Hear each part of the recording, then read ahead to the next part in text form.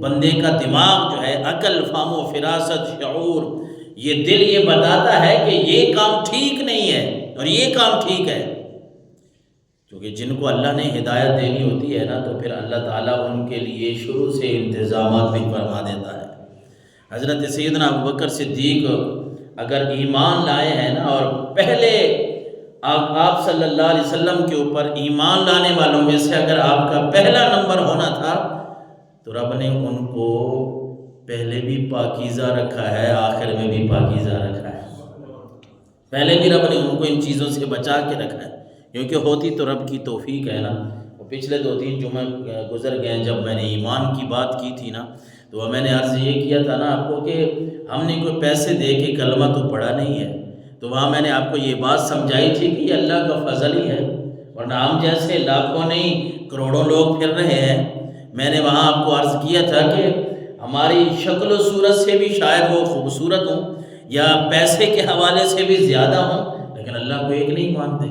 اگر ہمیں رب نے ایمان کی توفیق بخشی تھی تو یہ ما توفیق الا باللہ، یہ اللہ کی طرف سے توفیق تھی. اسی طرح اگر حضرت سیدنا ابوبکر صدیق رضی اللہ تعالیٰ عنہ کو رب نے چنا ہے، اور پھر رب نے ان کو اپنے نبی کا خلیفہ بنانا تھا، بلکہ پہلا وہ مسلمان بنانا تھا جس نے اس نبی کی نبوت کی گواہی دینی تھی، اس رب کی توحید کی گواہی دینی تھی. اس لیے اللہ نے ابو بکر کے دل کو پہلے سے ہی پاک صاف رکھا ہے، ستھرا رکھا ہے. خود اپنی زبانی آپ کے ایمان لانے کے 2 مختلف واقعات ملتے ہیں. ایک خواب والا ہے، ایک یہ روایت ہے جو اسد الغابہ سے میں آپ کو سنانے لگا ہوں کہ آپ کہتے ہیں میں خود کسی اہم کام کے لیے یمن چلا گیا. ایمان لانے کا واقعہ بتا رہے ہیں. کون؟ حضرت ابوبکر خود اپنا واقعہ بیان کرتے، کہتے ہیں کسی اہم کام کے لیے ایک یمن گیا. وہاں ایک بوڑھا مجھے ملا، بوڑھا آدمی تھا لیکن پہلی کتابوں کا جاننے والا تھا، جسے ہم عالم کہتے ہیں. کہتے ہیں وہ ملا، ملاقات ہو گئی. چونکہ ہمارے آقا و مولا صلی اللہ علیہ وسلم کا جو تذکرہ ہے نا، وہ صرف قرآن میں نہیں ہے، بلکہ جب سے یہ دنیا بنی ہے نا، اس کائنات کو رب نے بنایا ہے نا، جب سے حضرت آدم، بلکہ ان سے بھی پہلے حضرت آدم جب سے یہاں یعنی انسان کا وجود بنا ہے، اس وقت سے لے کر قیامت تک اور قیامت کے بعد تک آمنہ کے لال کے تذکرے ہوتے رہیں گے. پہلے بھی حضور کے تذکرے تھے، حضرت آدم نے بھی تذکرہ کیا، آپ کا سارے نبیوں نے تذکرے کیے، آپ نے اپنی امتوں کو بتایا. ان کی کتابوں میں یہ باتیں، پہلی کتابوں کا وہ عالم، وہ بوڑھا شخص کہتے ہیں مجھے ملا.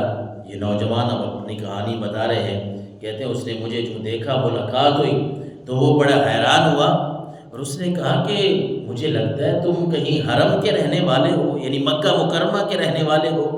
کہتے ہیں ہاں بابا جی میں ادھر کا ہی رہنے والا ہوں. پھر وہ کہتے ہیں اچھا مجھے لگتا ہے تم قبیلہ بھی قریش کا رکھتے ہو. کہتے ہیں جی قریشی ہوں. کہتے ہیں پھر تمیمی ہو، قریش قبیلہ میں آگے. کہتے ہیں ہاں جی تمیمی ہوں. تو کہتے ہیں میں نے پوچھا کہ بات کیا ہے، آپ کیسے جان گئے، کیسے مجھ سے یہ سوال کر رہے ہیں.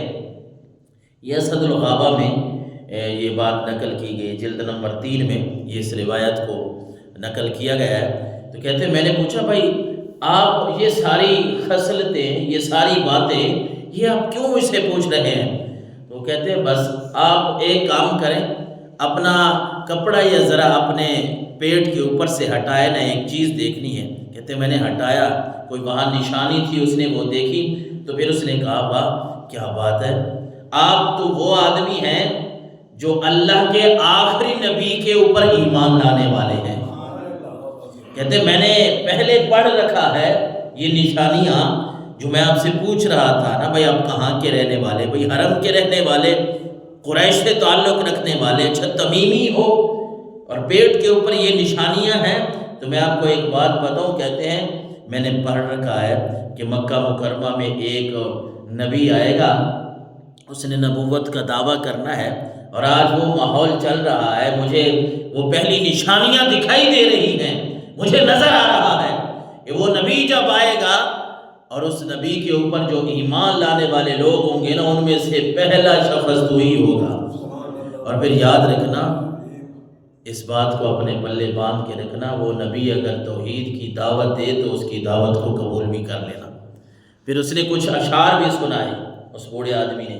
پھر وہ نوجوان کہتا ہے میں واپس آیا مکہ مکرمہ تو یہاں تو کوہرام مچا ہوا تھا، وہ عقبہ شیبہ وہ آ گئے، ابو جہل آ گیا، مجھے کہنے لگا ابو بکر آپ کو پتہ ہے کہ محمد بن عبداللہ ہمارے نبی کے والد محترم کا نام عبداللہ ہے نا، تو وہ کافر جو ہے جب آپ صلی اللہ علیہ وسلم نے نبوت کا اعلان کیا تو وہ تو محمد بن عبداللہ ہی سمجھتے تھے، کیونکہ انہیں سمجھ نہیں تھی نا، ان کی آنکھ میں، ان کے آنکھ میں وہ نظر نہیں تھی جس نظر سے ابو بکر نے دیکھنا تھا، ان کی آنکھ میں وہ قوت، وہ بصارت نہیں تھی ان کے دل میں جس دل سے عمر نے دیکھنا تھا، ان کی آنکھ اور قوت میں، ان کی آنکھ میں ایسی قوت نہیں تھی، دل میں ایسی بصارت نہیں تھی جس دل سے عثمان نے دیکھنا تھا۔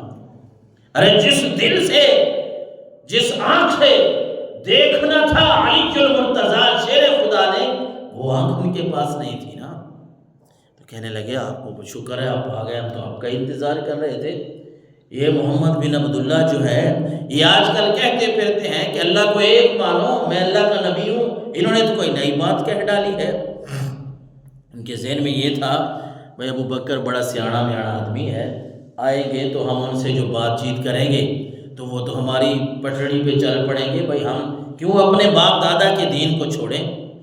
لیکن جو حق پرست لوگ ہوتے ہیں نا، وہ یہ نہیں دیکھتے کہ میرا باپ دادا کیا کرتا رہا ہے، وہ یہ دیکھتے ہیں کہ حق کیا ہے اور باطل کیا ہے، اور جب وہ سمجھ لیتے ہیں نا کہ یہ بات حق ہے، وہ اس بات کو نہیں ترجیح دیتے کہ باپ دادا نے کیا کیا ہے، ہمارے بڑوں نے کیا کیا ہے، وہ دیکھتے ہیں کہ یہ بات اگر اللہ کی طرف سے ہے، اللہ کے رسول کی طرف سے ہے، تو پھر اس کو ہم دل و جان سے مانتے ہیں۔ تو ابو بکر نے کہا اچھا یہ کرتے ہیں، کوئی مسئلہ نہیں ہے، آپ پریشان نہ ہو، میں ذرا محمد بن عبداللہ سے ملاقات کر لوں، ان سے کوئی باتیں میں کر لوں، پوچھ لوں، پھر میں اس کا جواب دوں گا۔ وہ تو بڑے خوش ہوئے تھے نا بھائی ابو بکر آئیں گے، کیونکہ آپ کی بڑی گل بات تھی، حضرت ابو بکر کی بڑی قوم قبیلے میں لوگ آپ کی بڑی بات مانتے تھے، ان کے ذہن میں تو یہ بات آئی تھی کہ وہ آئیں گے تو ان کو بھڑکائیں گے اور شاید وہ ہمارے ساتھ ہو جائیں گے اور پھر سارا معاملہ ہم اٹھا لیں گے۔ لیکن ابو بکر نے کہا اچھا مجھے محمد بن عبداللہ سے ذرا ملاقات تو کرنے دو۔ ان سے میں ملا، کہتے ہیں میں محمد بن عبداللہ سے ملا، اس وقت تو محمد بن عبداللہ ہی وہ پکارتے تھے، اور ابو بکر نے جب ملاقات کی وہ پھر کہا کہ یہ لوگ کہہ رہے ہیں کہ آپ کسی ایک دین کی دعوت دے رہے ہیں، کہتے ہیں اللہ کو ایک مانو، میں اللہ کا نبی ہوں۔ تو سرکار دو عالم نے فرمایا ابو بکر بات تو اسی طرح ہے، لیکن ابو بکر نے کہا بات اگر یہی ہے نا تو پھر یہ بھی ہے کہ اتنے بڑے دعوے کے اوپر ایک غیر معمولی ثبوت چاہیے، بڑا ثبوت چاہیے، کو بڑی دلیل دے دیں، ہم اللہ کو ایک مانیں، آپ کو اللہ کا نبی مانیں، اس کے اوپر کوئی بڑی دلیل دے دیں۔ ابو بکر جب یہ بات کر رہے تھے آپ صلی اللہ علیہ وسلم مسکرائے اور فرمایا ابو بکر وہ یمن والا واقعہ تجھے بھول گیا ہے؟ اللہ اکبر، وہ یمن جو آپ گئے تھے وہ واقعہ تجھے بھول گیا ہے؟ ابو بکر کہتے ہیں جی یمن گیا تھا، وہاں کا کون سا واقعہ کی آپ بات کر رہے ہیں، میرے ساتھ تو بڑے واقعے وہاں ہوئے۔ آپ نے فرمایا وہ بوڑھا جو تجھے کہہ رہا تھا اس کی باتیں یاد ہیں کہ نہیں؟ ابو بکر کہتے ہیں میں نے کہا بوڑھے تو مجھے اور بھی ملے ہیں، آپ کس بوڑھے کی بات کر رہے ہیں؟ رسالت میں آپ نے فرمایا ابو بکر جو بوڑھا تجھے شعر سنا رہا تھا اور میرے بارے میں وصیت کر رہا تھا، میں اس بوڑھے کی بات کر رہا ہوں، میں وہی محمد بن عبداللہ ہوں جس کے بارے میں اس نے تجھے بتایا تھا۔ ابو بکر چونکہ ساری بات سن کے آئے تھے تو پھر حضرت ابو بکر نے کہا واقعی جو نبی یہاں بیٹھ کے اللہ کے حکم اور اجازت سے، رب کی عطا سے اگر مجھے اتنا بتا سکتا ہے تو وہ ضرور اللہ کا نبی ہے۔ ابو بکر نے وہیں پڑھا اشہد ان لا الہ الا اللہ و اشہد ان محمد عبدہ ورسولہ، اور کافر جو سوچ کے بیٹھے تھے ان کی ساری امیدوں پہ پانی پھر گیا کہ ہم نے تو سوچا تھا کہ ابو بکر آئے گا تو شاید کچھ مزاحمت ہو جائے گی محمد بن عبداللہ سے، یہ تو اب محمد بن عبداللہ نہیں، یہ تو محمد الرسول اللہ کہنے لگ گئے ہیں۔